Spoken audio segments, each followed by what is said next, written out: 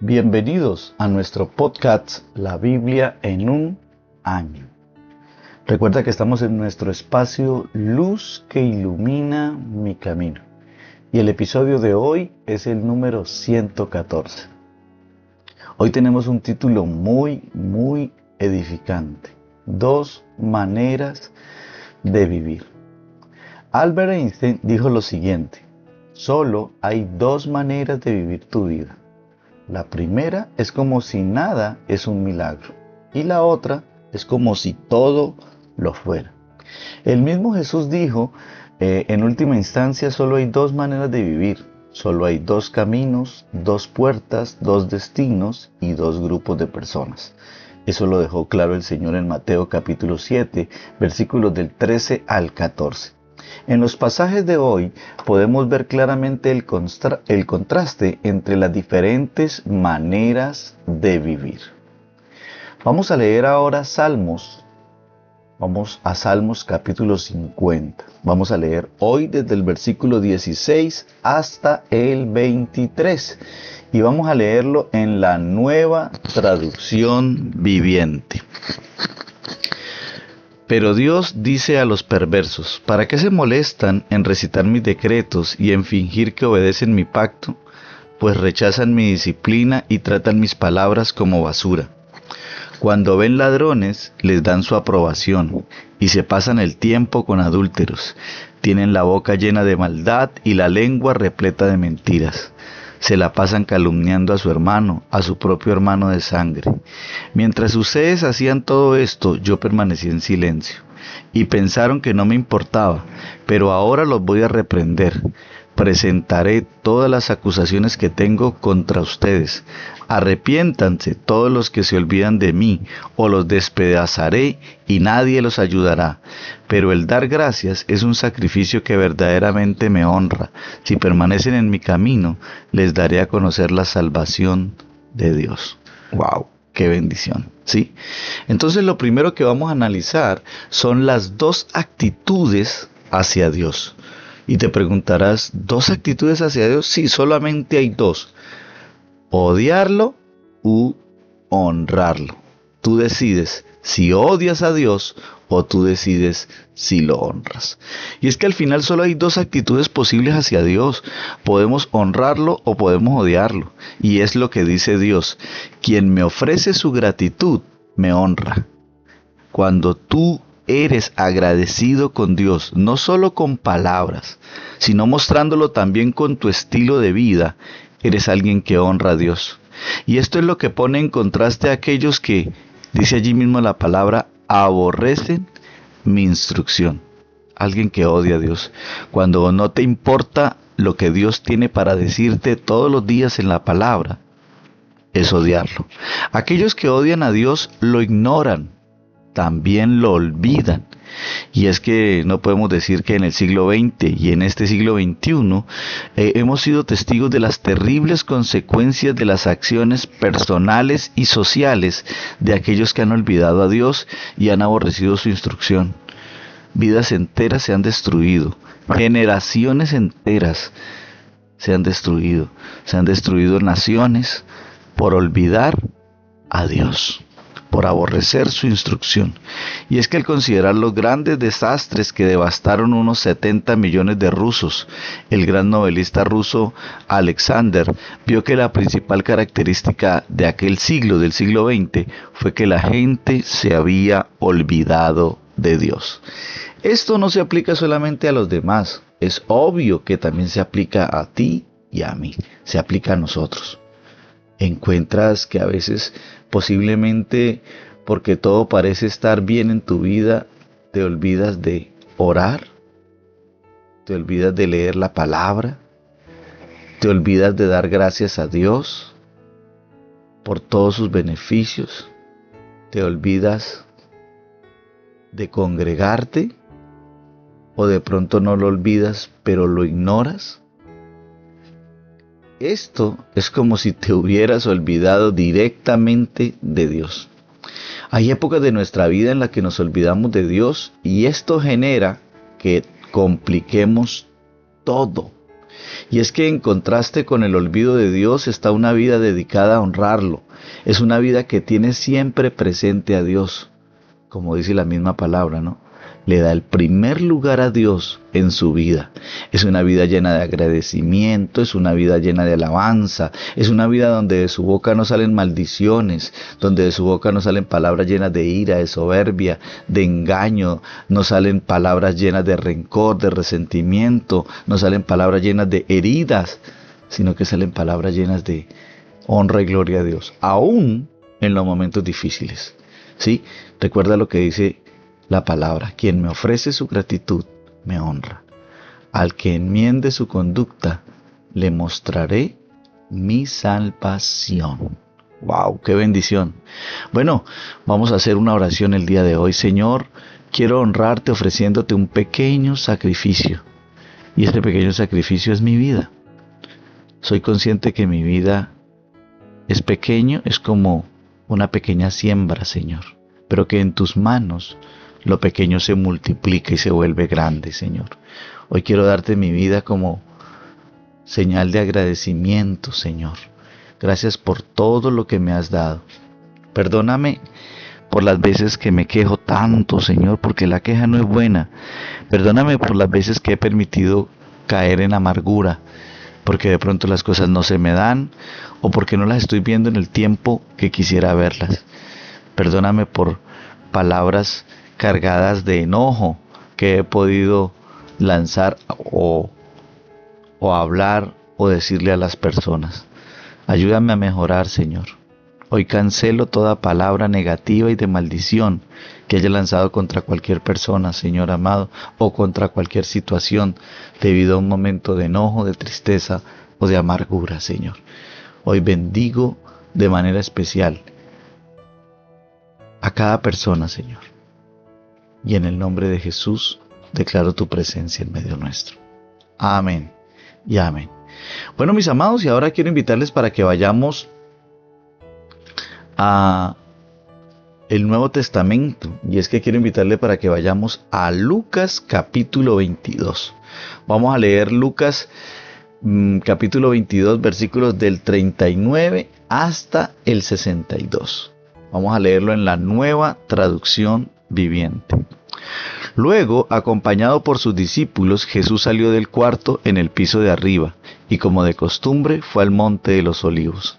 Allí les dijo: oren para que no cedan a la tentación. Se alejó a una distancia como a un tiro de piedra, se arrodilló y oró: Padre, si quieres te pido que me quites esta copa de sufrimiento de mí. Sin embargo, quiero que se haga tu voluntad, no la mía. Entonces apareció un ángel del cielo y lo fortaleció.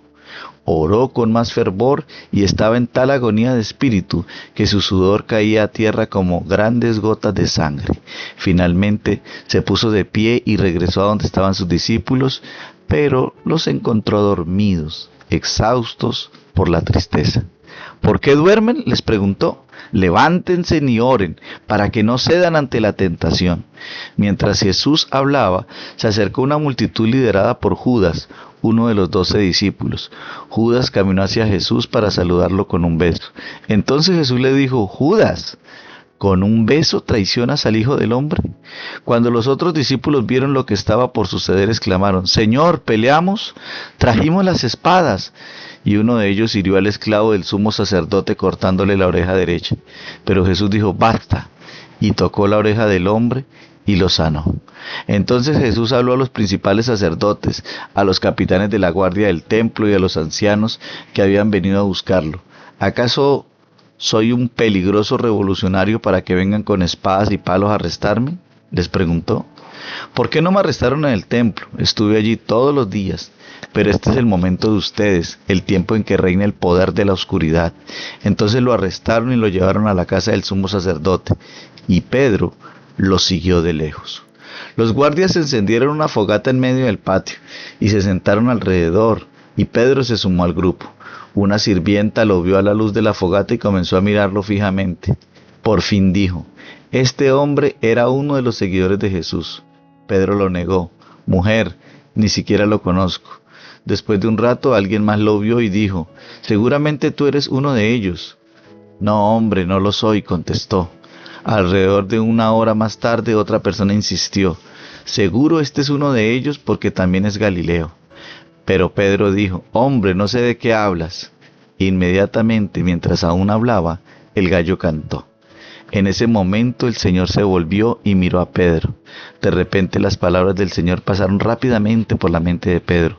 Mañana por la mañana, antes de que cante el gallo, negarás 3 veces que me conoces. Y Pedro salió del patio llorando amargamente. ¡Wow! Este es uno de los acontecimientos más fuertes que ha tenido la humanidad. Y Pedro, en su humanidad, tuvo que haberse sentido muy, muy triste. Bueno, también quiero decirte que, como segundo punto, solo hay 2 sendas o 2 caminos en la vida. Sí, solo hay 2 sendas o 2 caminos en la vida. Y una de ellas es la voluntad de Dios y la otra, tu voluntad. ¿Alguna vez te has encontrado en una situación en la que sabes qué es lo correcto que tienes que hacer, pero también eres consciente de que hacerlo es algo muy difícil y costoso? ¿Sientes a veces la tentación de tomar el camino más fácil? Pues yo tengo la respuesta de lo que me ha pasado a mí. Sí, claro, muchas veces. Y desafortunadamente tengo que reconocer que muchas veces he tomado la senda de hacer mi voluntad. He tomado el camino, el mal camino, tengo que decirlo, de hacer mi voluntad, y he dejado a un lado la voluntad de Dios. No sé qué ha pasado en tu vida, pero ese ha sido lo que yo he vivido. En este pasaje vemos que Jesús a la vez era plenamente Dios y también era plenamente humano. Lo primero, tuvo que afrontar el terrible sufrimiento de la cruz. Se arrodilló, empezó a orar: Padre, si quieres no me hagas beber este trago amargo, pero no se cumpla mi voluntad sino la tuya. Y es que la humanidad de Jesús se hace patente en su angustia y su sudor, que era como grandes gotas de sangre que caían a la tierra. A pesar de todas las dificultades, Él sí escogió hacer la voluntad de Dios por encima de la suya. Y por eso se le apareció el ángel del cielo, uno de los ángeles del cielo, para fortalecerlo. Quiero decirte que gracias a que Jesús hizo la voluntad del Padre y no la de Él, hoy por hoy tenemos salvación, perdón de pecados, hoy por hoy tenemos vida eterna. Gracias a eso. Y es que estoy seguro de que nunca tendrás que enfrentarte a un desafío mayor que el que Jesús enfrentó. Pero siempre hay momentos en nuestra vida, en tu vida, en los que Dios te pide escoger si su voluntad por encima de lo que tú quieres hacer. En todo sacrificio, ya sea grande o pequeño, pídele a Dios su fuerza para elegir su voluntad sobre la tuya, así como lo hizo Jesús. Debes dejarte guiar por el Señor. Judas, en cambio, o sea, en diferencia a Jesús, eligió seguir su propio camino. Le gustaba la platica, era avaro, y traicionó con un beso a aquel que le había amado. Qué tremendo, ¿no? Vemos un claro contraste entre Jesús y Judas. Por un lado, Jesús oró para pedir fortaleza para hacer la voluntad del Padre, y se le apareció un ángel del cielo para fortalecerlo. Por el otro, vemos el resultado del acto de traición de Judas, cuando reinaban las tinieblas. Y es que todo se vuelve infernal cuando tomamos la segunda senda o el segundo camino, que es hacer nuestra voluntad. ¿Sabes? Eso lo hizo Judas, por eso todo se volvió infernal, se convirtió en tinieblas. Si al igual que yo, sientes que nunca podrás llegar a ser o a tener la estatura exacta de Jesús, ese nivel, esa gloria, ese poder, pero definitivamente tampoco te quieres parecer a Judas, entonces Pedro es el que nos da esperanza a todos. ¿Por qué? Porque Pedro falló. Recuerda que lo negó 3 veces. Pedro falló como tú y yo hemos fallado, como en múltiples ocasiones hemos negado a Jesús con nuestra manera de hablar. ¿Cómo así? Claro, cuando somos vulgares, groseros, mentirosos, jetisucios. Es aquel momento donde negamos al Señor. Ahí lo negamos. Cuando nosotros lo negamos también con esos comportamientos, esos pensamientos corrompidos, morbosos, esos pensamientos sucios ahí lo estamos negando. Cuando nuestro estilo de vida es un estilo de vida que no lo refleja, ahí lo estamos negando. Pero algo que me encanta es que Pedro, igual que tú, igual que yo que hemos fallado, se arrepintió y volvió al Señor. Eso es algo muy importante, ¿sí? Es que Pedro nos muestra de que es posible arrepentirnos, de que es posible volver al Señor, que todos vamos a fallar. Judas lo entrega, Pedro lo niega, pero Judas decide ahorcarse, nunca se arrepintió, solo sintió remordimiento, se remordió por dentro. En cambio, Pedro sí se arrepintió. Recordemos que arrepentirse es volver en sí, recordemos que arrepentirse es cambiar, recordemos que arrepentirse es hacer un giro 180 grados, es decir, cambiar de dirección, cambiar de rumbo, ¿sí? Con Pedro también podemos ver algunos errores que nos llevan a nosotros, bien sea a entregar a Jesús como Judas o a negarlo como lo negó Pedro. Y uno de ellos, o el primer error de Pedro, fue que lo siguió de lejos, ¿sí? Cuando la gente se pone agresiva con Jesús, cuando la gente se burla de nuestra fe, cuando la gente se burla de que cantamos alabanzas, cuando la gente se burla de que nosotros no bebemos licor, cuando la gente se burla de que no vamos a parrandas, cuando la gente se burla de que no estamos viviendo en adulterio, cuando la gente se burla porque decidimos no decir groserías, cuando la gente se burla de nuestro estilo de vida, es muy tentador alejarnos de Dios. Es muy tentador dejar de leer la palabra. Es muy tentador dejar de orar. Es muy tentador dejar de congregarnos. Es muy tentador. Porque lo que el enemigo siempre quiere es que no estés cerca de Jesús. Y eso fue lo que el enemigo contaminó el corazón de Pedro. Lo alejó. No te dejes alejar. Deja tanto cuento de que no oras porque tienes que trabajar, porque estás ocupado, ocupada, que no lees la palabra, porque tienes muchos quehaceres. El enemigo te está alejando para continuar hundiéndote en el pecado. Deja tanto cuento de que es que los domingos son para hacer otras actividades. No entiendes que el dador de la vida te ha mandado a que le rindamos culto al Señor. ¿No lo entiendes? Lo que el enemigo hace a través de traerte mentiras y engaños y otro tipo de actividades que tal vez para ti son importantes, pero nada es más importante que estar en la presencia de Dios. Y el enemigo te ha traído engaños. Ay, eso después veo el culto. Ay, eso lo veo la transmisión por internet. Y te digo que te ha traído engaños porque el Señor nos mandó a reunirnos para que le rindamos culto a Él, ¿sí? Entonces, cuando no te congregas, quiero decírtelo claramente, estás tomando distancia entre Dios y tú. Te estás alejando. Te estás alejando. Cuando Jesús se volteó y miró a Pedro, este supo que había fallado y lloró amargamente. ¿Sí ves la importancia de poder ver al Señor? Pero allí donde estás hay muchas cosas de las cuales no te has arrepentido porque no has mirado los ojos del Señor. Cuando miras los ojos del Señor, te vas a dar cuenta de muchas cosas especiales, ¿sí? Y es que te preguntarás entonces, ¿cuál fue la diferencia entre Pedro y Judas? La diferencia fue la reacción de cada uno de ellos. Ambos fallaron, pero Judas se quedó con un dolor emocional que lo llevó al suicidio. En cambio, Pedro, su dolor emocional lo llevó a Cristo y pudo arrepentirse. Pudo cambiar su ruta, su destino. Pedro estaba profundamente arrepentido y recibió el perdón y la restauración de Jesús. Es algo que nos da esperanza a todos. Y esto lo puedes ver en San Juan 21, cuando Pedro estaba pescando y Jesús va a buscarlo y Pedro se rinde nuevamente a sus pies.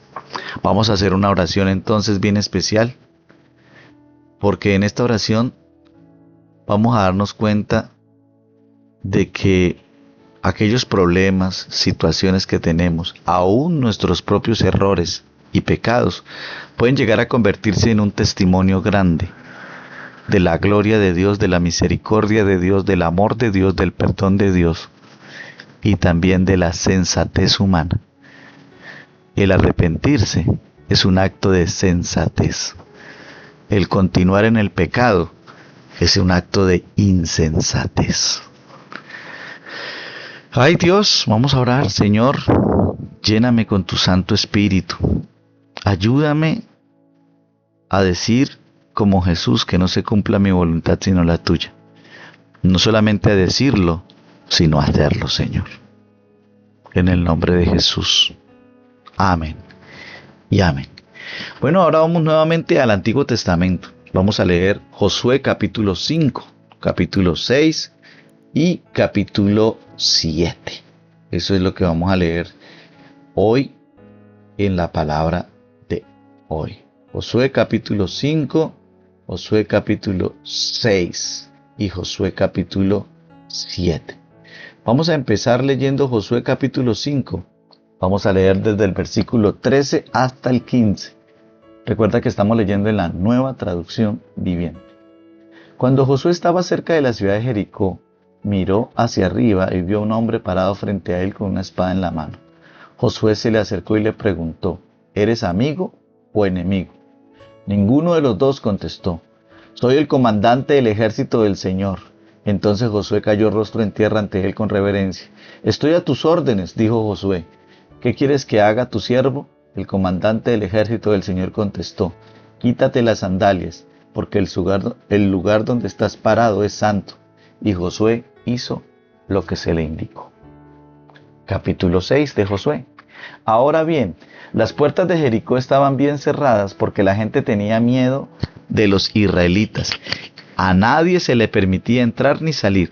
Pero el Señor le dijo a Josué: te he entregado Jericó, a su rey y a todos sus guerreros fuertes. Tú y tus hombres de guerra marcharán alrededor de la ciudad una vez al día durante 6 días. 7 sacerdotes caminarán delante del arca, cada uno llevará un cuerno de carnero. El 7º día marcharán alrededor de la ciudad 7 veces, mientras los sacerdotes tocan los cuernos. Cuando oigas a los sacerdotes dar un toque prolongado con los cuernos de carnero, haz que todo el pueblo grite lo más fuerte que pueda. Entonces los muros de la ciudad se derrumbarán, y el pueblo irá directo a atacar la ciudad. Entonces Josué reunió a los sacerdotes y les dijo: tomen el arca del pacto del Señor y asignen a 7 sacerdotes para que caminen delante de ella, cada uno con un carnero y un cuerno. Después dio estas órdenes al pueblo: marchen alrededor de la ciudad, los hombres armados irán al frente delante del arca del Señor. Después de que Josué le habló al pueblo, los 7 sacerdotes con los cuernos de carnero comenzaron a marchar en la presencia del Señor, sonando los cuernos mientras marchaban, y el arca del pacto del Señor los seguía. Algunos de los hombres armados marchaban delante de los sacerdotes que llevaban los cuernos, y otros iban delante del arca mientras los sacerdotes seguían sonando los cuernos.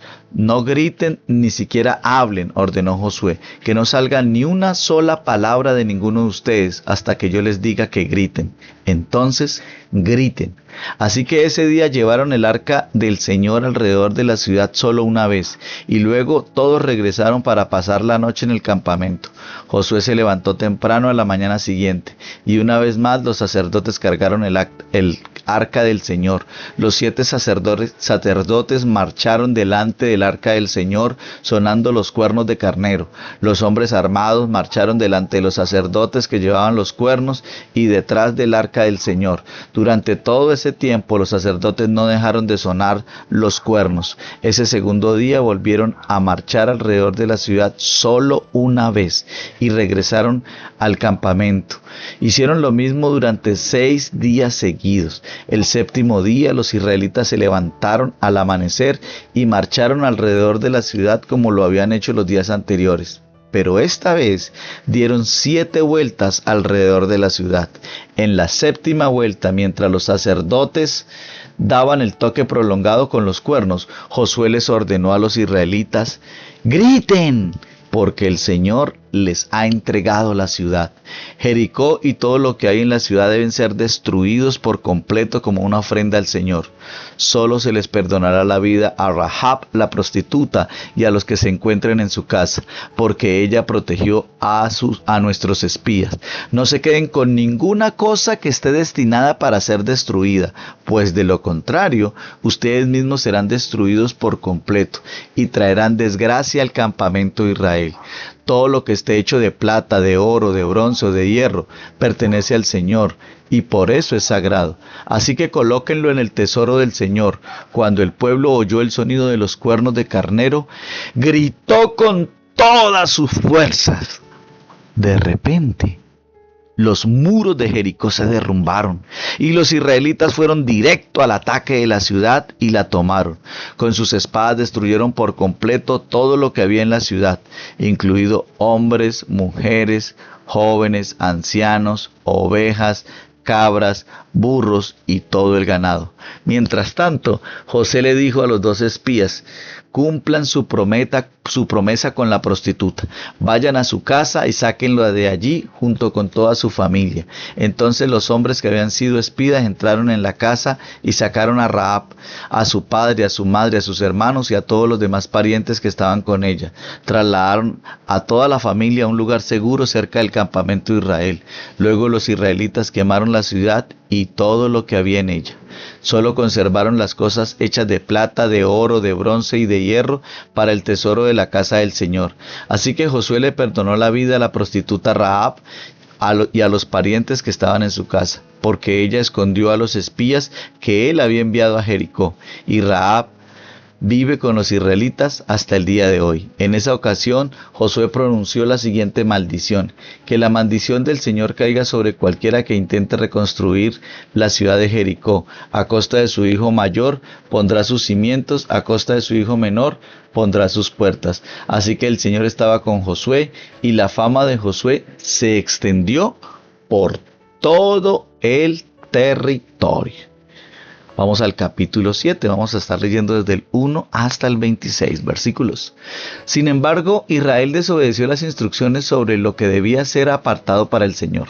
Un hombre llamado Acán había robado algunas de esas cosas sagradas, así que el Señor estaba muy enojado con los israelitas. Acán era hijo de Carmi, un descendiente de Zimri, hijo de Sera, de la tribu de Judá. Josué envió a algunos de sus hombres desde Jericó para que espiaran la ciudad de Ai, que está al oriente de Betel, cerca de Betabén. Cuando regresaron, le dijeron a Josué: no es necesario que todos vayamos a Ai, bastará con 2,000 o 3,000 hombres para atacar la ciudad. Dado que ellos son tan pocos, no hagas que todo nuestro pueblo se canse teniendo que subir hasta allí. Así que enviaron a unos 3,000 guerreros, pero fueron completamente derrotados. Los hombres de Ai persiguieron a los israelitas desde la puerta de la ciudad hasta las canteras y mataron como a 36 que iban en retirada por la ladera. Los israelitas quedaron paralizados de miedo ante eso y su valentía se desvaneció. Entonces Josué y los ancianos de Israel rasgaron sus ropas en señal de aflicción, se echaron polvo sobre la cabeza y se inclinaron rostro en tierra ante el arca del Señor hasta que cayó la tarde. Entonces Josué clamó: Señor soberano, ¿por qué nos hiciste cruzar el río Jordán si vas a dejar que los amorreos nos maten? Si tan solo nos hubiéramos conformado con quedarnos del otro lado. Señor, ¿qué puedo decir ahora que Israel tuvo que huir de sus enemigos? Pues cuando los cananeos y todos los demás pueblos de la región oigan lo que pasó, nos rodearán y borrarán nuestro nombre de la faz de la tierra. Y entonces, ¿qué pasará con la honra de tu gran nombre? Pero el Señor le dijo a Josué: levántate, ¿por qué estás ahí con tu rostro en tierra? Israel ha pecado y ha roto mi pacto. Robaron de lo que les ordené que apartaran para mí. Y no solo robaron, sino que además mintieron y escondieron los objetos robados entre sus pertenencias. Por esta razón, los israelitas huyen derrotados de sus enemigos. Ahora Israel mismo será apartado para destrucción. No seguiré más con ustedes, a menos que destruyan esas cosas que guardaron y que estaban destinadas para ser destruidas. ¡Levántate! Ordénale al pueblo que se purifique, a fin de prepararse para mañana. Pues esto dice el Señor Dios de Israel: en medio de ti, oh Israel, están escondidas las cosas apartadas para el Señor. Nunca derrotarás a tus enemigos hasta que quites esas cosas que tienes en medio de ti.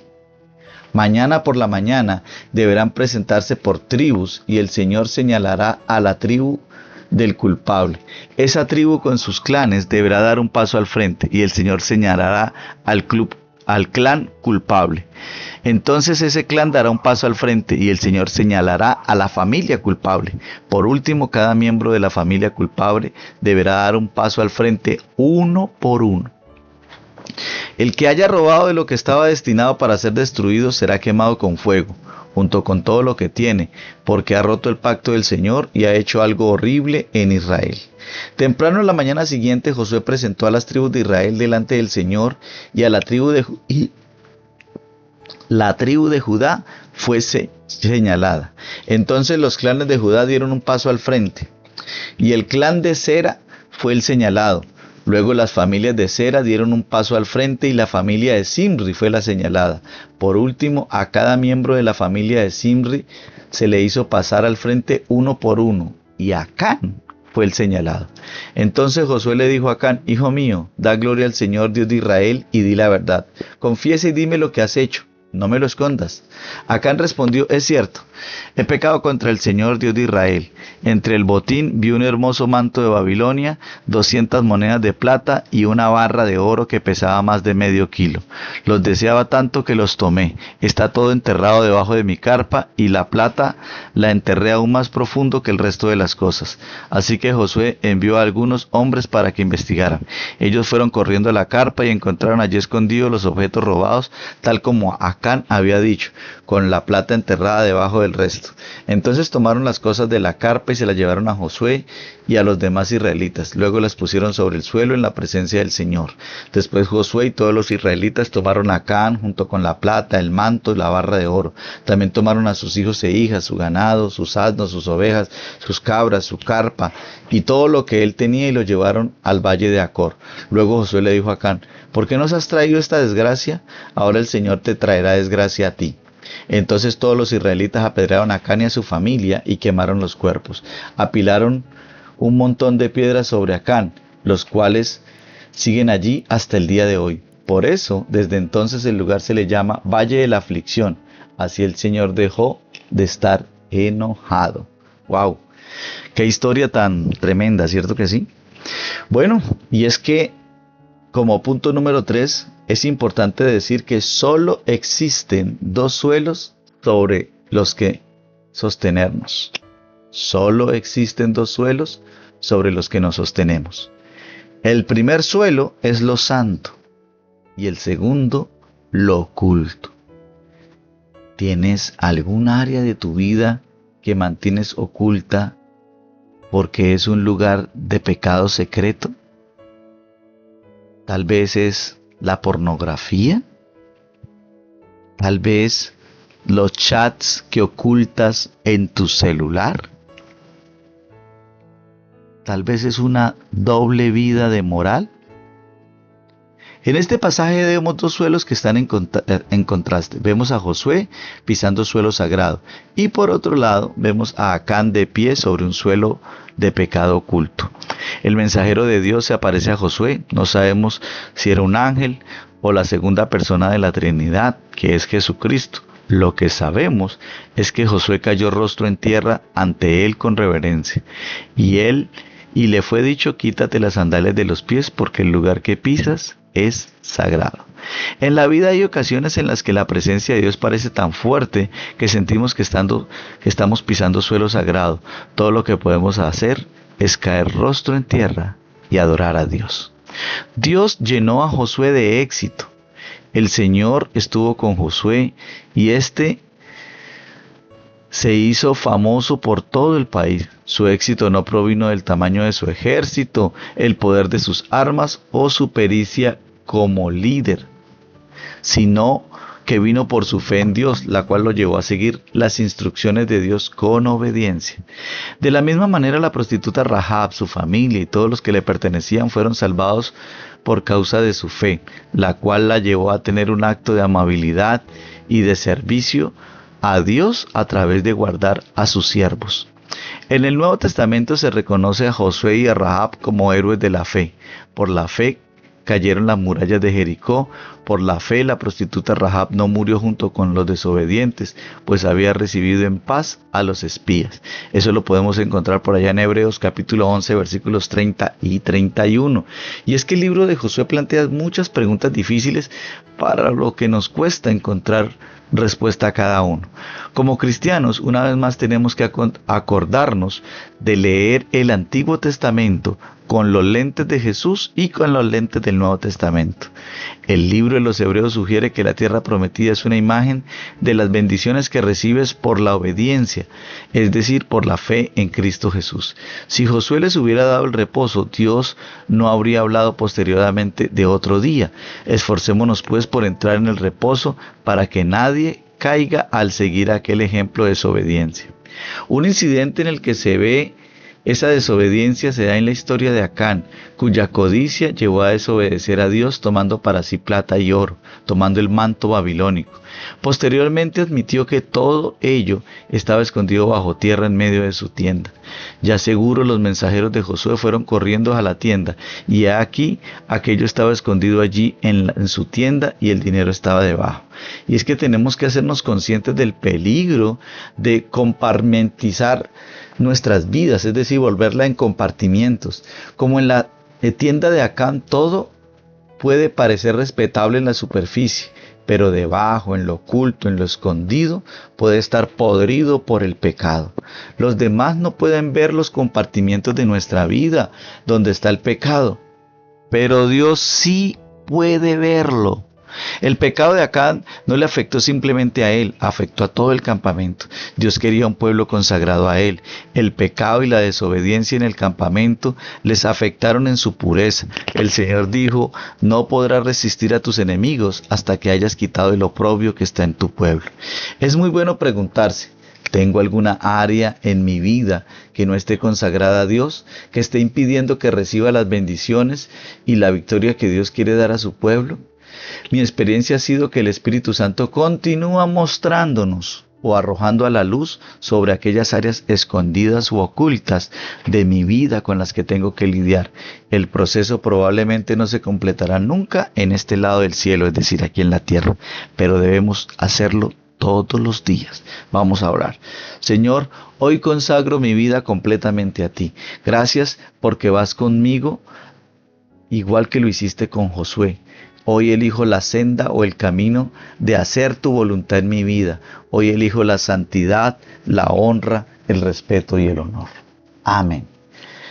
La pastora Pippa Gamble hace el siguiente comentario. Se basa en Lucas 22:46, donde dice: ¿por qué están durmiendo? Levántense y oren para que no caigan en tentación.